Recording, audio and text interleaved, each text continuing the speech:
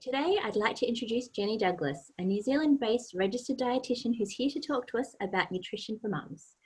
Jenny is a mother of 2 active children and understands the challenge of fussy eating, food intolerances, and generally eating well with a busy lifestyle. She loves the power of food and how it interacts with our health, our mental state, and our social lives. Through her work, she helps clients feel confident in making nutrition decisions for their families. There is so much information out there to read about what mums should be eating and they should and shouldn't be doing. If all else fails, what should mums focus on when it comes to nutrition, especially new mums? I think one of the big things is just trying to remember to eat regularly. A lot of mums get really busy and they might be breastfeeding for a really long time and they kind of actually just forget to eat and drink, full stop. Regardless of what they're actually eating. So it's just trying to make sure that they've got nutritious snacks around, fruit and nuts and oaty or nutty muesli bars, those sorts of things kind of on hand so that they can actually feed themselves over the busy times.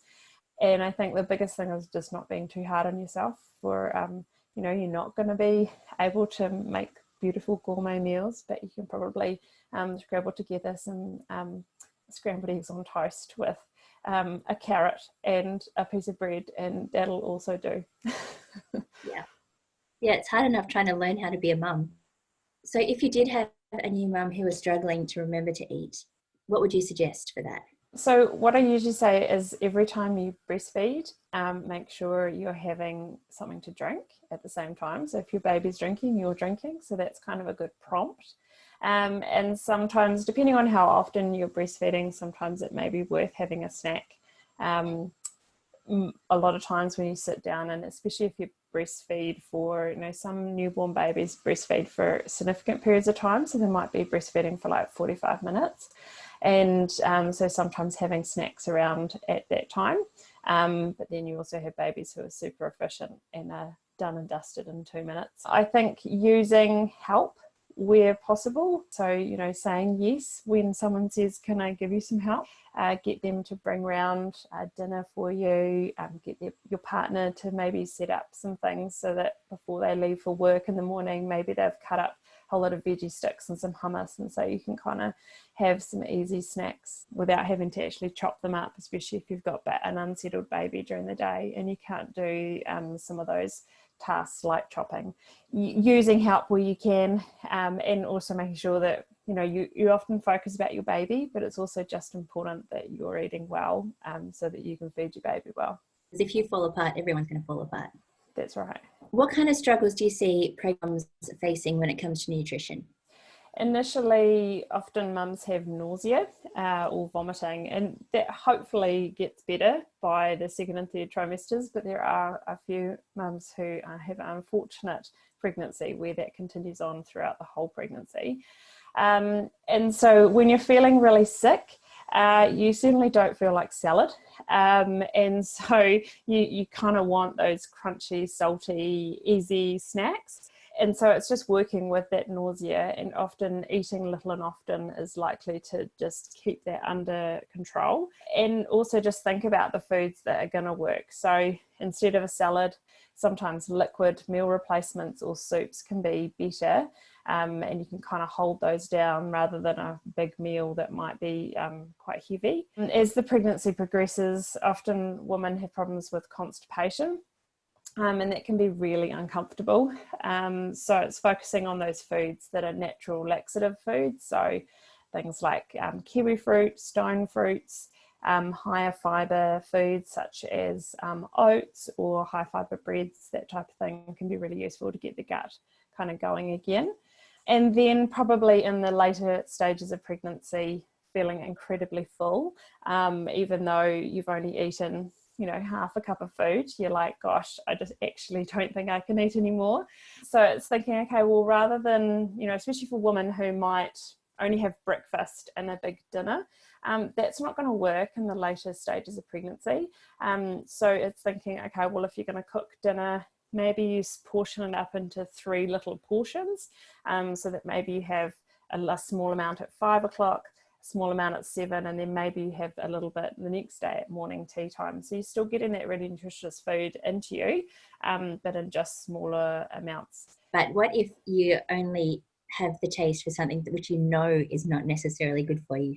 Like you have no desire for vegetables, no desire for any fiber in your life. What should we deny some of those cravings, or what would you tell people? I think it's go with it.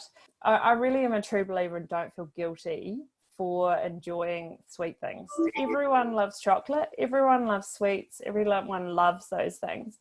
But rather than feel guilty and worried that that's not the right thing, maybe ask why. Why am I wanting so much of the sweet stuff? Because sometimes your body wants sweet things when it's really tired, when it's really emotional, when it's low in iron. And so sometimes rather than going, oh, I feel so bad for having chocolates, go, actually, why have I had chocolate today? Actually, I forgot to eat. Actually, I've been really shaky and really run down. Maybe I need to see my doctor and check I haven't got iron issues. Or I haven't had a rest today. You know, I've been super busy with the toddler and they've been having TNTs every 5 minutes and I just haven't had a moment's rest and I'm exhausted. And maybe I need to go to bed earlier. Rather than feel guilt, just ask why, and then you have a better understanding of why it's happening. And if it's just that you want to have chocolate because it's yummy, then go with it and it's fine. But if it's a crutch that's holding you up, then that's something you need to look at. That's really good. Are there any foods that, you know, breastfeeding mums worry about eating? Because, you know, what you eat eventually gets through. Are there any foods that, you know, that mums often worry about, but you don't think are really that much of a concern? Yeah, I think some, I mean, obviously the chocolate and the lollies and the chips and things like that obviously can be something that breastfeeding mums might be worried about because it's not hugely nutrient dense. And yes, you need to make sure that your diet has got good, whole grains, it's got lean proteins, it's got fruit and veg and milk products and those sorts of things. There isn't really anything that a breastfeeding mother needs to not have in her diet apart from alcohol. So obviously alcohol can pass through into the breast milk. And so you do need to be careful with alcohol content. You don't have to not drink, but you need to be careful about the timing of alcohol and how much you're having. Breastfeeding mums often try and avoid allergen foods, so they kind of think, oh, I better not have milk in my diet, I better not have nuts in my diet, I better not have gluten in my diet, because these things could go through to the breast milk and cause problems. There is no research to suggest that breastfeeding or pregnant mothers need to avoid those foods unless their baby's obviously reacting to them. And actually by avoiding them, you're actually increasing the chances of your baby having those allergies in the future. So we know that if you can eat nuts in pregnancy while breastfeeding and introduce nuts from 6 months of age of your baby and before 12 months, we actually reduce the risk of allergy. So actually avoiding foods is not something that we want at those really important stages of getting that good nutrition into mums and babies. That's really good to know. Are there any supplements you recommend for new mums? In pregnancy, there are a few that they need to have. So before trying to have a baby and for the first 12 weeks of pregnancy, they should be on folic acid. And they should also, once they're pregnant, be on iodine. And iodine should continue while breastfeeding and then stop once they've finished breastfeeding. B6 can be useful for mums who are really nauseated. So in those first kind of initial stages of pregnancy, it can be useful. So you can talk to your midwife about that. Vitamin D can be useful as a supplement over the winter months. The Ministry of Health have guidelines around that and kind of say that women at risk should have vitamin D over the winter months. So at risk means you have darker skin, that you spend a lot of time indoors, or if, and this is where I'm living, is the southern regions of New Zealand. So if you're actually south of Kaikoura, it's likely you probably don't get enough sunlight over those winter months to get the vitamin D that you need. and so supplements may be needed. We are seeing some increase in rickets in children born to mothers who we wouldn't have thought were high risk, especially in the southern regions. Something to discuss with your midwife or GP. As a new mum, if you've had a postpartum hemorrhage, it's possible that you might need to start on some iron supplements, or if you've had low iron through pregnancy, you would need to have iron in pregnancy, and you may need to continue that once you've had your baby, just to get your iron stores back. But again, you'd need to chat with your midwife or GP about that. So that sounds like a whole lot of things. We're just a normal pregnancy multivitamin. Would that be enough to cover you unless you didn't feel okay? Or should we be adding to that? So it would depend. There's such a range of multivitamins out there.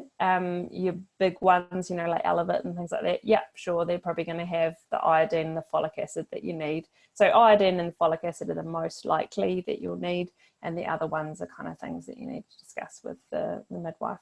But you don't have to go and buy fancy multivitamins. You can just get them scripted from your midwife.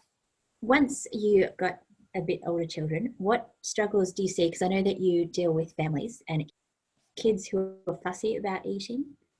Should you push your kids to eat foods like vegetables? What would you suggest?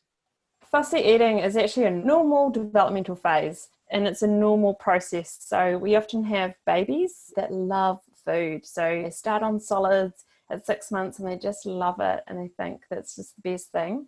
And then at that toddler age, so kind of 18 months to 2 years, they become particular or worried about trying something new. And that's actually a really useful thing for your toddler to do, because you actually don't want them, now that they're all independent, to be going outside and going and eating everything in the garden. So that developmental step's actually really useful, and it's about how we ride that out that helps manage long-term fussy eating. So one of the big things is making sure that your baby in that first year of life, you've used that opportunity to get as many different flavors and textures and different foods into your baby so that they love all foods by the time that fussy eating phase hits. And it will happen. And it's also just going with it and giving your child opportunities to eat. So don't give an alternative. So stick with your family meal. You've made an amazing meal, and I'm sure that as a mum, you've done your best to make sure that what's offered on the table is nutritious and wholesome. And you're giving your child the opportunity to eat. And if they don't want to eat, then just let it ride, and they'll get another opportunity to eat in another 2 or 3 hours. So don't worry about it. And that's the biggest trap that you fall in, is that as a mum, your natural instinct is to feed your baby or feed your child, and that if they've refused something, that you're like, oh my gosh, I've got to make up for this, and maybe I should give them something that they will eat instead, so that they'll actually eat something and they'll sleep through the night or whatever. But that's kind of then starting a process of they'll hold out for that extra if they refuse their dinner. So it's giving a child an opportunity and keeping it pretty relaxed. And also how you talk about food's really important. So if you say, if you eat your vegetables, you can have dessert, you've already made dessert way more interesting than vegetables. But if we talk about vegetables in a really positive light, so we say, oh wow, this broccoli looks so cool, look at the green color, and then you look at carrots and go, oh, I love how today I've done grated carrot, but sometimes we make crunchy carrot, and you talk about it in ways of exploring the food. And so you're giving them, and I like to call children food explorers. So a child needs to see a food, they need to touch a food, they need to smell a food, they need to lick a food before they finally eat it. And so you need to let them have the opportunities to do all those things before they'll trust the food, and understand that fussy eating often comes from a worry that possibly that food is not something they should have, and so they just need to explore it. So just allow them to do that, and you can ride it out You make it sound so fun. I should do more things with my carrots. Food is fun. There's heaps of stuff that you could do. I'm really into, yeah, and I often do messy play. So it's not just, Play-Doh and sand play. It's also playing with food. And that's something that in the home environment you can do. So, dyeing pasta is in red and blue, and then you can play with plaster and bring it out and do all those sorts of things outside of the eating environment is a good way to also expose them to food. That's really good. Love it. My top tip, be kind to yourself. It took 9 months to make a baby. So it's going to take about 9 months to get your body back. And I certainly remember having a baby and assuming that I'd get back into my skinny jeans after 6 weeks, but alas, that is not the case for most women. But making sure that you're focusing on just losing that weight slowly so that you're not affecting your breast milk production. And so you're eating really well and then exercising, and then it will come off in its own time. And make sure that you're eating well so that you can feed your baby well, and don't be unkind to yourself. Is there anything else you'd like to share with us before we go?